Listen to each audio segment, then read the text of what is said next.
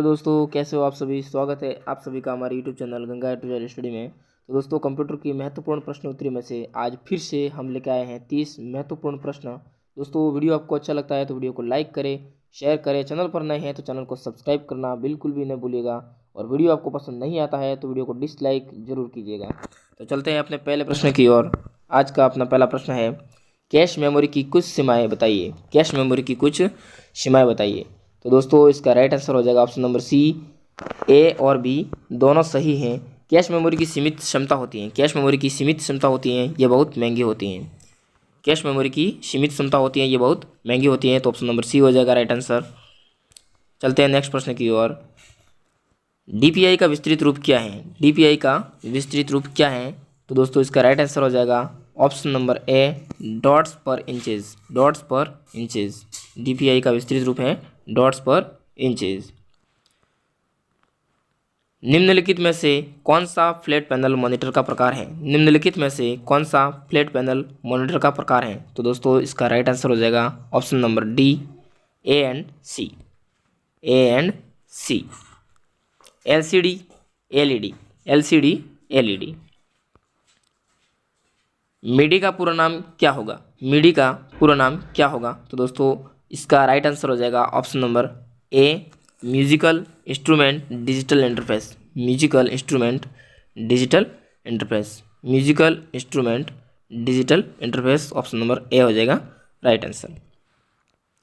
अगला प्रश्न है, स्क्रीन पर डॉट्स के बीच की रिक्त जगह को क्या कहा जाता है। स्क्रीन पर डॉट्स के बीच की रिक्त जगह को क्या कहा जाता है। तो दोस्तों, इसका राइट आंसर हो जाएगा option number D, dot pitches.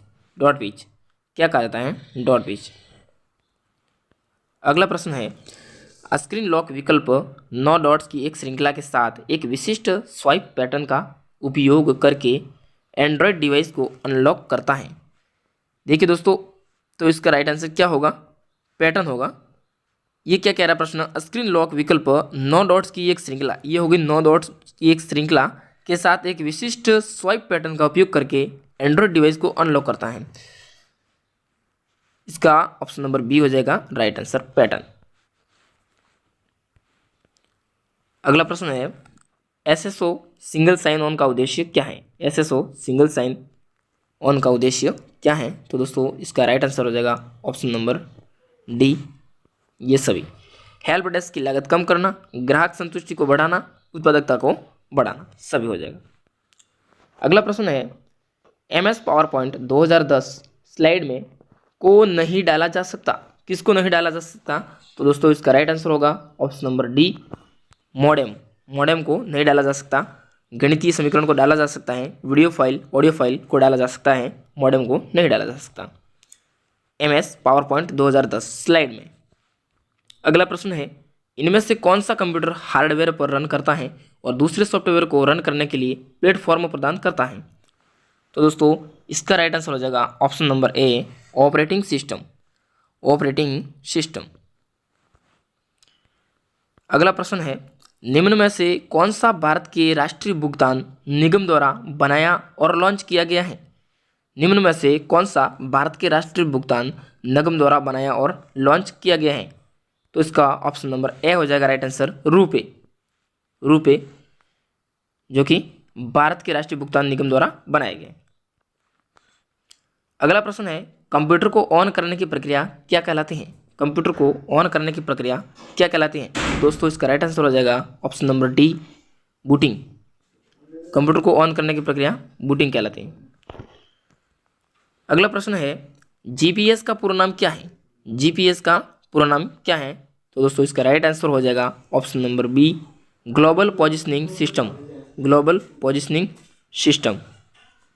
Global positioning system. अगला प्रश्न है, निम्नलिखित में से कौन सा वेब ब्राउज़र का उदाहरण है। निम्नलिखित में से कौन सा वेब ब्राउज़र का उदाहरण है। Google Chrome, safari, Mozilla Firefox. तो दोस्तों, इसका राइट आंसर हो जाएगा ऑप्शन नंबर डी, ये सभी। Google Chrome, safari, Mozilla Firefox, ये सभी वेब ब्राउज़र के ही उदाहरण हैं। अगला प्रश्न है, एप्लीकेशन और यूजर के बीच इंटरफेस बनाए रखने का कार्य कौन करता है। एप्लीकेशन और यूजर के बीच इंटरफेस बनाए रखने का कार्य कौन करता है। तो इसका राइट आंसर हो जाएगा option number B, system software. Option number B हो जाएगा राइट आंसर, सिस्टम सॉफ्टवेयर। अगला प्रश्न है कीबोर्ड पर फंक्शन कुंजों की कुल संख्या कितनी होती है? कीबोर्ड पर फंक्शन कुंजों की कुल संख्या कितनी होती है? तो दोस्तों इसका राइट आंसर होगा ऑप्शन नंबर बी 12। कीबोर्ड पर फंक्शन कुंजों की कुल संख्या कितनी होती है? 12 होती है। अगला प्रश्न है नेटवर्क ऑपरेटिंग सिस्टम का उदाहरण नहीं है। नेटवर्क ऑपरेटिंग सिस्टम का उदाहरण नहीं है, तो ऑप्शन नंबर बी होगा right answer, Windows 10। Network operating system का उदाहरण नहीं है विंडोज 10। अगला प्रश्न है एम्बेडेड ओएस का लोकप्रिय उदाहरण है। एम्बेडेड ओएस का लोकप्रिय उदाहरण है, तो दोस्तों इसका राइट आंसर हो जाएगा option number B, Windows CE. Option number B हो जाएगा राइट आंसर, विंडोज सीई। अगला प्रश्न है डेस्कटॉप ऑपरेटिंग सिस्टम का उदाहरण नहीं है। डेस्कटॉप ऑपरेटिंग सिस्टम का उदाहरण नहीं है, तो दोस्तों इसका राइट आंसर हो जाएगा ऑप्शन नंबर सी, एंड्रॉइड। अगला प्रश्न है विंडोज 10 में फाइल्स को किसी सोशल नेटवर्किंग साइट्स पर सीधे ही अपडेट करने के लिए कौन सा नया ऑप्शन इंट्रोडक्ट किया गया है? विंडोज 10 में फाइल्स को किसी सोशल नेटवर्किंग साइट्स पर सीधे ही अपडेट करने के लिए कौन सा ऑप्शन इंट्रोडक्ट किया गया है? तो दोस्तों इसका राइट आंसर हो जाएगा ऑप्शन नंबर बी, शेयर। अगला प्रश्न है का उपयोग दो या अधिक मोबाइल उपकरणों के बीच फाइल को स्थानांतरित करने के लिए किया जा सकता है? किसका उपयोग दो या अधिक मोबाइल उपकरणों के बीच फाइल को स्थानांतरित करने के लिए किया जा सकता है? तो दोस्तों इसका राइट आंसर हो जाएगा option number A, Bluetooth. Option number A हो जाएगा राइट आंसर, ब्लूटूथ। अगला प्रश्न है कॉम्बिनेशन कुंजी है। कॉम्बिनेशन कुंजी है, तो कॉम्बिनेशन कुंजी alt control shift, alt control और शिफ्ट, ये कॉम्बिनेशन कुंजियाँ कहलाती हैं, ऑल्ट कंट्रोल और शिफ्ट। ऑप्शन नंबर बी हो जाएगा right answer, alt control shift. अगला प्रश्न है एमएस वर्ड 2010 में जूम स्लाइडर का क्या उपयोग है? एमएस वर्ड 2010 में जूम स्लाइडर का क्या उपयोग है? तो दोस्तों इसका राइट आंसर हो जाएगा ऑप्शन नंबर ए, व्यूइंग क्षेत्र को बड़ा या घटाकर देखने के लिए, व्यूइंग क्षेत्र को बड़ा या घटाकर देखने के लिए। अगला प्रश्न है दो प्रकार के आउटपुट डिवाइस हैं, निम्न में से दो प्रकार के आउटपुट डिवाइस हैं, तो दोस्तों इसका राइट आंसर हो जाएगा ऑप्शन नंबर डी, मॉनिटर और प्रिंटर। मॉनिटर और प्रिंटर ये दोनों क्या है? आउटपुट डिवाइस है। अगला प्रश्न है एक कीबोर्ड पर कैपिटल अक्षरों के रूप में संदर्भित किया जाता है। एक कीबोर्ड पर कैपिटल अक्षरों के रूप में संदर्भित किया जाता है, तो दोस्तों इसका राइट आंसर हो जाएगा option number A, caps lock की। कैप्स लॉक की, कैप्स लॉक की को दबाकर अक्षरों को कैपिटल रूप में संदर्भित किया जा सकता है। अगला प्रश्न है CLI का पूरा नाम क्या है? CLI का पूरा नाम क्या है? तो दोस्तों इसका राइट आंसर हो जाएगा option number B, command line interface. Command line interface. Option number B हो जाएगा right answer, command line interface. अगला प्रश्न है ऑपरेटिंग सिस्टम का क्या कार्य है? ऑपरेटिंग सिस्टम का क्या कार्य है? तो दोस्तों इसका राइट आंसर हो जाएगा ऑप्शन नंबर डी, सभी, उपरोक्त सभी। Resource management, program education, user interface, उपरोक्त सभी हो जाएगा राइट आंसर।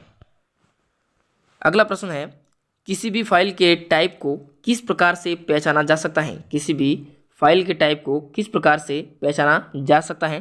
तो दोस्तों इसका राइट आंसर होगा option number D, A and B. Option number D हो जाएगा right answer, A and B, उसके एक्सटेंशन से और इसके आइकॉन से, उसके एक्सटेंशन से और इसके आइकॉन से, तो इसका राइट आंसर हो जाएगा ऑप्शन नंबर डी। अगला प्रश्न है ऑपरेटिंग सिस्टम आर्किटेक्चर में कितने लेयर्स होते हैं? ऑपरेटिंग सिस्टम आर्किटेक्चर में कितने लेयर्स होते हैं? तो दोस्तों इसका राइट आंसर हो जाएगा ऑप्शन नंबर बी, 6। कितने होते हैं? 6 होते हैं। अगला प्रश्न है GUI का पूरा नाम क्या है? GUI का पूरा नाम क्या है? तो दोस्तों इसका राइट आंसर हो जाएगा graphical user interface. Graphical user interface, C वाला ऑप्शन, सी वाला ऑप्शन हो जाएगा right answer, graphical user interface. Last प्रश्न है स्नीपिंग टूल का कार्य क्या होता है? स्नीपिंग टूल का कार्य क्या होता है? तो दोस्तों इस प्रश्न का आंसर कमेंट बॉक्स में आप जरूर बताएं और वीडियो अच्छा लगा हो तो वीडियो को लाइक करें, शेयर करें और चैनल पर नए हैं तो चैनल को सब्सक्राइब करना बिल्कुल भी नहीं भूलेगा। ऐसे ही नए नए वीडियो हम आपके लिए लाते रहेंगे। बने रहिए हमारे यूट्यूब चैनल के साथ में। Bye bye.